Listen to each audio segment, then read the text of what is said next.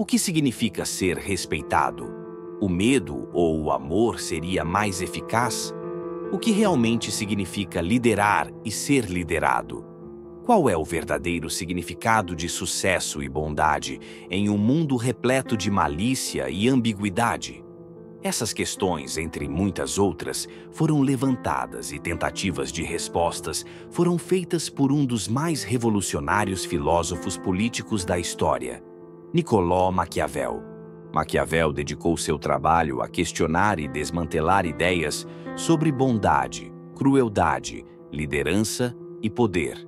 Hoje, ele é frequentemente lembrado como um dos primeiros verdadeiros pragmáticos da história e é considerado o pai da ciência política moderna.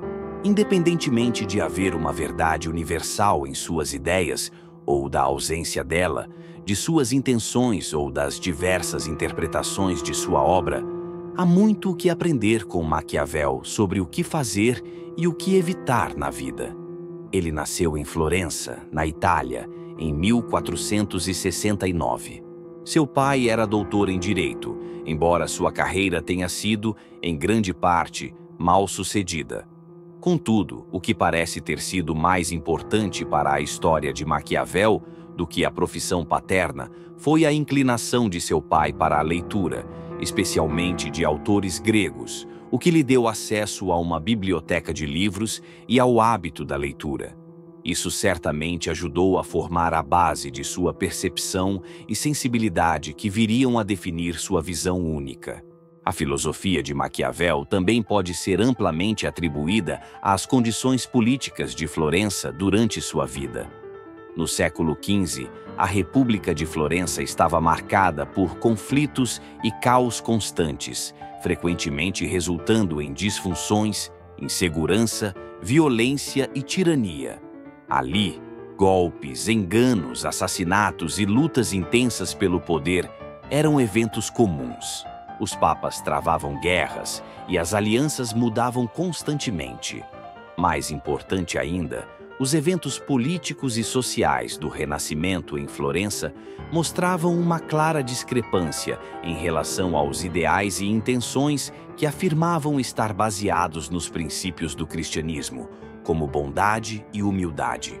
O que deveria ser parecia sempre ceder lugar ao que realmente era. As aparências eram frequentemente fachadas, e os ideais religiosos e éticos eram muitas vezes usados como escudos para ocultar a natureza desonesta daqueles que os promoviam. No início de sua vida adulta, Maquiavel teve a oportunidade de vivenciar o governo de Florença diretamente quando, em um feito impressionante, foi nomeado para a segunda chancelaria por volta de 1494. Ele rapidamente progrediu em sua carreira e, aos 29 anos, assumiu o cargo de secretário, que o colocou à frente dos assuntos de relações exteriores da República. Em 1512, porém, a República Florentina foi derrubada e uma família de banqueiros e governantes, conhecida como os Medici, retomou o poder em Florença, família que já havia governado por muitos anos antes de perder sua posição após um tratado de paz fracassado com a França. Com o retorno ao poder, os Médici passaram a suspeitar que Maquiavel estivesse envolvido em uma conspiração contra eles, o que resultou em sua tortura e posterior exílio de Florença. Durante seu exílio, Maquiavel produziria suas duas principais obras, O Príncipe e Discursos sobre Tito Livio. Dentre elas, O Príncipe, escrito em 1513 e publicado apenas em 1532, se tornaria a mais conhecida. Embora existam várias interpretações sobre as intenções de Maquiavel ao escrever essa obra, acredita-se que ele a tenha concebido, pelo menos em parte, como uma espécie de presente para Lorenzo de Medici, então príncipe de Florença, na tentativa de obter seu favor e talvez um emprego. De maneira geral, o príncipe se apresenta como um manual de instruções, uma espécie de guia prático sobre como um príncipe deve governar para ser eficaz. Em sua essência, o foco está exclusivamente na eficácia, que Maquiavel coloca acima de qualquer outro valor, como bondade, virtude, lealdade ou honestidade. No final das contas, o príncipe articula uma estratégia amplamente amoral para líderes, tecendo uma rede de informações e estratégias destinadas a capturar e manter o poder. Assim como uma aranha pode ver uma mosca apenas como alimento, o príncipe sugere que um governante deve tratar seus inimigos, qualquer um que obstrua seu caminho, ou qualquer um que ele considere necessário eliminar, com a mesma frieza. A obra é tão extraordinariamente sombria, cínica e pessimista que foi banida pela Igreja Católica por séculos. O cardeal Reginald Pole, um crítico fervoroso, afirmou: "Mal havia começado a ler o livro quando reconheci o dedo de Satanás. Seu autor é um inimigo da raça humana." Ironicamente, proibir o livro pode ser visto como uma tática maquiavélica em si. Por volta da época de Maquiavel, os príncipes e governantes eram geralmente considerados bons, em grande parte com base em sua adesão aos princípios morais do cristianismo: honestidade, mansidão, perdão, lealdade e outros. Maquiavel, no entanto, não pôde deixar de notar e questionar de onde esses princípios eram realmente derivados. A história de Jesus Cristo. Uma história na qual um homem foi humilhado, rejeitado, preso, julgado e crucificado. De uma perspectiva prática e humana, essa não era uma história de triunfo, mas de derrota e ineficácia. Afinal, a maioria dos governantes não é ressuscitada, literalmente ou metaforicamente. Maquiavel via a mesma história de derrota e ineficácia se desenrolar com líderes, mercadores e indivíduos em geral que seguiam esses ideais. Os chamados bons estadistas ou mercadores tendiam a perder para aqueles que fingiam ser bons e, então, usavam várias táticas maliciosas quando necessário para se beneficiarem. Assim, ao invés de mansidão em nome da bondade, Maquiavel acreditava que um bom e bem-sucedido líder era aquele que mantinha seu poder e forjava uma nação estável e segura, essencialmente a qualquer custo e por quaisquer meios necessários. Aqueles que estavam, no mínimo, dispostos a serem imorais ou amorais em suas decisões e ações como líderes, tendiam a cumprir os objetivos e deveres de um líder com mais frequência e de forma mais poderosa, pelo menos durante essa época, e pelo menos aos olhos de Maquiavel. Uma das ideias centrais da visão de Maquiavel sobre a eficácia era o respeito. Para ele, esse respeito era mais seguro e mais provável de ser mantido através do medo, em vez do amor ou ódio. Para esclarecer, não é que ser amado fosse algo negativo na mente de Maquiavel, mas, em suas próprias palavras, surge uma pergunta: será melhor ser amado do que temido ou melhor temido do que amado? Deve-se desejar ser ambos, mas, porque é difícil uni-los em uma pessoa, é muito mais seguro ser temido do que amado. O medo, em outras palavras, é algo que os indivíduos dificilmente ignoram ou superam, além de ser fácil de incutir e controlar. O amor, alternativamente, é volátil, imprevisível e difícil de controlar. As pessoas podem facilmente mudar a direção e a intensidade do seu amor por uma série de razões. Já o ódio é pior que ambos. A aparência de alguém deve sempre ser favorável, e o método para alcançar isso deve ser encontrado no equilíbrio do respeito, ajustando tanto recompensa quanto punição, tensão e alívio. Claro, sem precisar enfatizar muito, as ideias contidas em O Príncipe são, à primeira vista, extremamente questionáveis. Mesmo a partir de uma visão um pouco mais moderada e indulgente dessas ideias, e deixando de lado as possíveis razões de Maquiavel para criar suas obras, há uma abundância de críticas a essas perspectivas e visões. Considere o que Fyodor Dostoiévski observou e alertou centenas de anos depois em seu livro Crime e Castigo.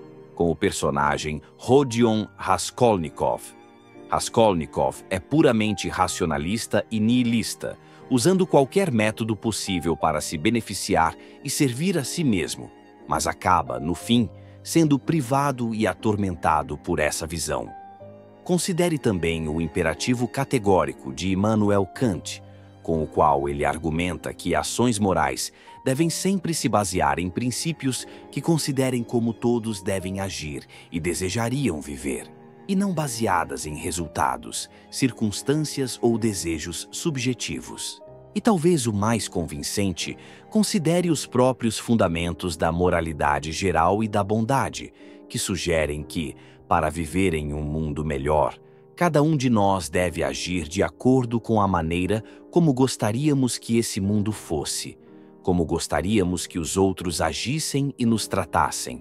Se todos nós formos apenas arranhando uns aos outros para chegar ao topo da pilha, não haverá mais pilha. E se houver, não haverá nada que valha a pena ver no topo. O que é poder em um mundo de ruínas? O que é prosperidade sem a liberdade e a capacidade despreocupada de compartilhá-la de maneira saudável com os outros? Além disso, não é assim que o mundo às vezes se torna ao acreditarmos que deveria ser? Se quisermos um mundo bom, tanto em termos de moralidade quanto de prosperidade, devemos acreditar em um mundo bom e devemos criar um mundo bom com base nessa crença. Para Maquiavel, no entanto, se o objetivo é o poder, talvez esses pontos sejam irrelevantes. Mas, ainda assim, talvez o propósito da humanidade não seja exclusivamente o poder. E se for, talvez não devesse ser, pelo menos não apenas isso. Em uma leve defesa de Maquiavel, no entanto, talvez essa visão não seja aplicável a todos. Alguns, se não muitos indivíduos, podem de fato estar principalmente interessados no poder e totalmente dispostos a adotar ou justificar táticas maliciosas para obtê-lo e mantê-lo. E talvez seja aqui que o trabalho de Maquiavel se mostre mais útil e prático. Outra interpretação de O Príncipe pode não ser como um manual para governantes, mas sim como um alerta para os governados. Talvez seja mais um retrato da humanidade pintado no estilo do realismo total, com o qual se pode ver a humanidade como realmente é, ou pode ser, e entender o que observar e como se proteger contra isso. Como vivemos é tão diferente de como deveríamos viver que aquele que estuda o que deveria ser feito, em vez do que é feito, aprenderá o caminho para a sua queda em vez de sua preservação, escreveu Maquiavel.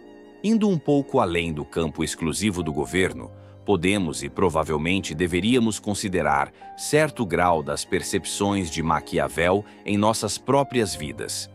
Em primeiro lugar, deve-se notar que, provavelmente para Maquiavel, bondade e amor são de fato ideais e são ótimos sempre que possíveis. Mas eles simplesmente nem sempre são possíveis. Ser o mais gentil possível é ótimo, mas estar comprometido em agir bem o tempo todo é quase certamente uma atuação, e quase certamente uma atuação que causará mais mal do que bem.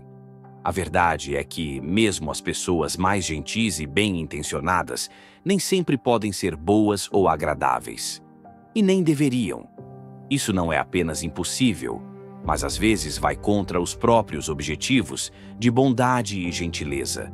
Isso pode levar à negligência e ao sacrifício próprio, resultando em ressentimento ou pior. Pode causar desalinhamento, engano ou falta de comunicação, seja intencional ou não.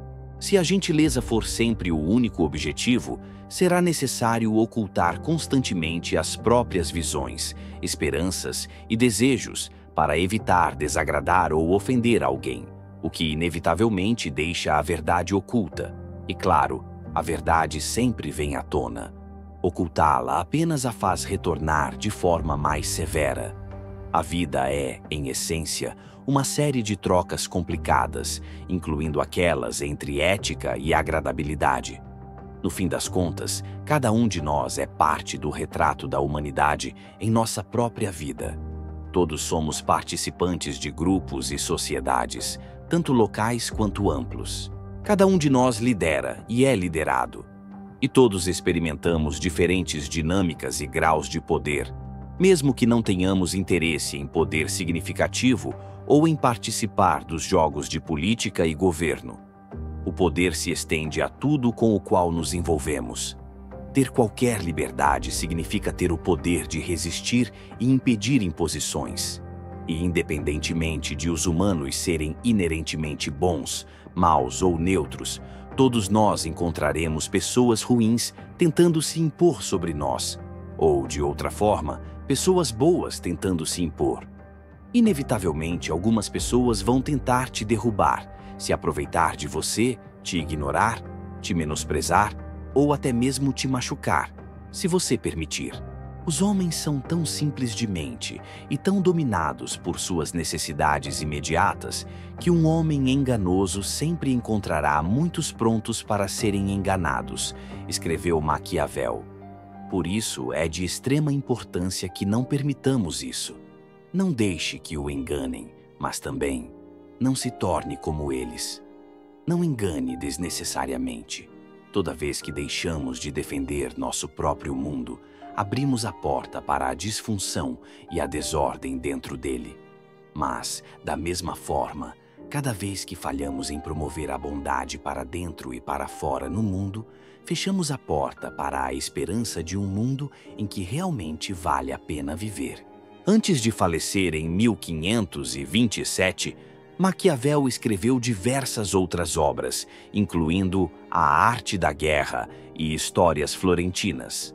Após sua morte, seus escritos ganharam notoriedade crescente e um termo para o arquétipo específico de vilão e para as ações astutas e ardilosas descritas em seus textos seria nomeado em sua homenagem, hoje conhecido como maquiavelismo. Mas a tese de Maquiavel parece ser muito menos uma defesa do vilão e mais provavelmente algo como o seguinte: ações aparentemente ruins podem, às vezes, levar a resultados bons, e que resultados estáveis e eficazes para uma nação representam o máximo de bem que pode ser alcançado.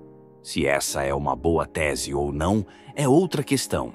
Verdadeiramente, as origens e o significado da obra de Maquiavel são ambos um tanto desconhecidos e fáceis de serem mal interpretados. Outra interpretação de seu trabalho é que ele seria uma sátira, simplesmente zombando da disfunção do principado. Independentemente disso, o que se sabe é que Maquiavel, após escrever O Príncipe, nunca conseguiu obter qualquer tipo de sucesso ou poder político notável. Talvez isso tenha sido uma questão de infortúnio. Talvez seus próprios métodos e a maneira como os defendeu não tenham sido tão eficazes. Ou talvez ele não quisesse sugerir que tais métodos deveriam ser usados e, assim, não os utilizou. Seja qual for o caso, sua obra, no entanto, continuaria a inspirar indivíduos reais e fictícios.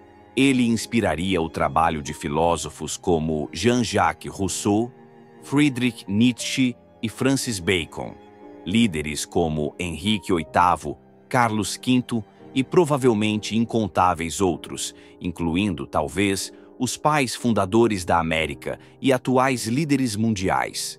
Além de escritores como William Shakespeare, assim como a maioria, se não todos, os escritores cômicos e trágicos, que já incluíram um personagem arquetípico vilão em suas obras.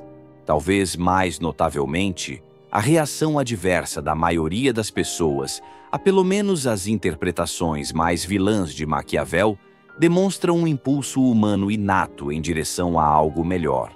A visão de Maquiavel sobre como o mundo foi, ou é, talvez menos importante do que como o mundo pode ser.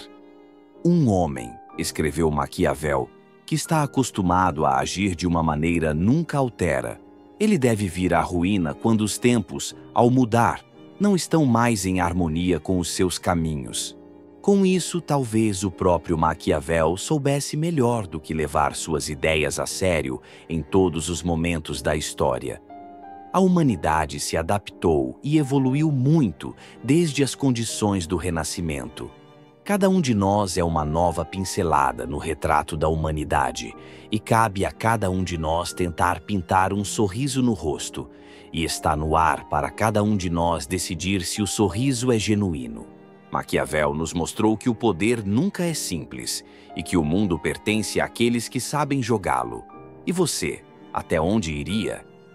Inscreva-se no canal para mais reflexões sobre os grandes pensadores da história.